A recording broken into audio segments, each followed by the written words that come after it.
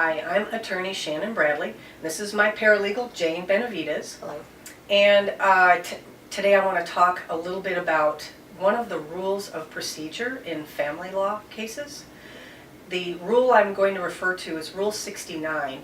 In general, it's a really great rule because it enables parties to a family court case to enter into agreements. And those agreements will be binding if they're in writing.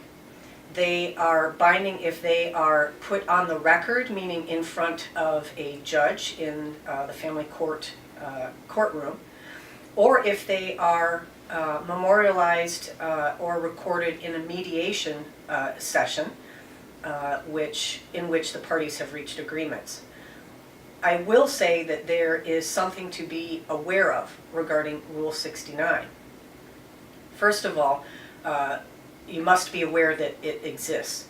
If you are, for example, writing in a journal that you exchange with the other parent, and you write down that you want to change the parenting schedule, and the other parent agrees in writing in that journal that that change can occur, that writing in itself constitutes a binding Rule 69 agreement.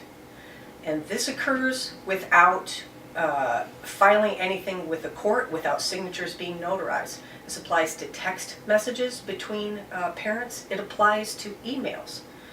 So my caution is to be careful what you convey in writing, and it is always best to have agreements, not only in writing, but formalized in a way that is going to be submitted to the court, so that it is very clear to both parties that it's going to be an enforceable order.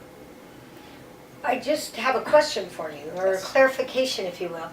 You talk about the written agreement between the parties being binding.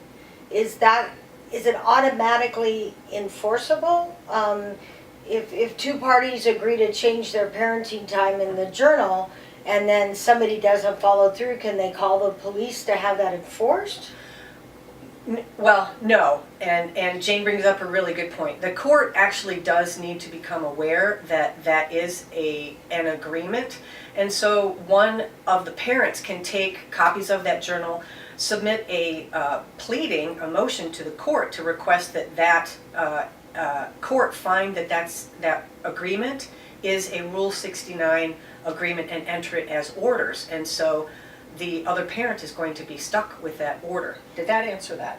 I think so. And so once they have the order from the court, then they have something they can enforce. Correct. Gotcha. I don't believe that law enforcement would enforce anything other than a valid court order, which is obviously comes from the court. Thank you, and please feel free to call me if you have any other questions regarding these kinds of agreements. My number is 480-967-7311. Thank you.